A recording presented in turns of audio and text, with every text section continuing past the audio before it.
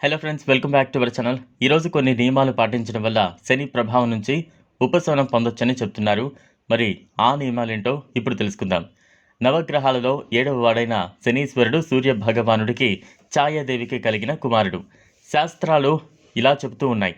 మనిషి చేసే పాపపుంజాల ఆధారంగా వాడి నడవడికను శనీశ్వరుడు గమనిస్తూ ఉంటారు.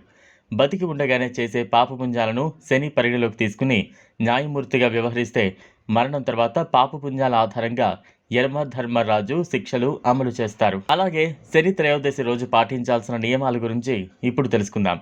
శనివారం రోజు సూర్యోదయానికి ముందే తలస్నానం చేయాలి. ఆరోగ్యం సహకరించే వారు రోజంతా ఉపవాసం ఉండి సూర్యాస్తమయం తర్వాత భోజనం చేయాలి. శని త్రయోదశి రోజు మద్యం, మాంసాలు ముట్టుకోకూడదు. శివార్చన, ఆంజనేయ స్వామి ఆరాధన ద్వారా శని ప్రభావం తగులుతుంది. ఓం నమ శివాయ అనే పంచాక్షరి మతాన్ని జపిస్తూ ఉండాలని పండితులు చెప్తున్నారు. ఆకలితో ఉన్న వారికి భోజనం పెట్టాలి. మూగజీవులకు కూడా ఏదైనా తినిపించాలి. రోజుకో నువ్వుల ఉండను కాకికి తినిపించడం మంచిది.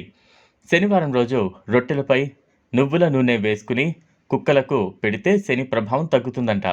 ఆంజనేయ స్వామిని ఆరాధన వల్ల శని ప్రభావం తగ్గుతుంది. సుందరాకాండ పారాయణం చేయాలి. కాలువలో కానీ నదిలో కానీ బొగ్గులు, నల్ల నువ్వులు, మేకు తీసుకుని శనికి నమస్కరించి వేయాలి. బియ్యపు రవ్వ, పంచదార కలిపి చీమలకు పెడితే శని ప్రభావం దూరం అవుతుంది.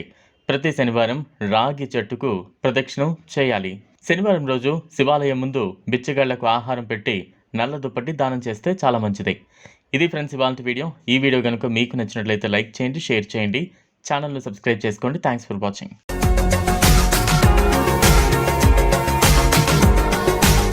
మరిన్ని అప్డేట్స్ కోసం మా ఛానల్ని సబ్స్క్రైబ్ చేయండి.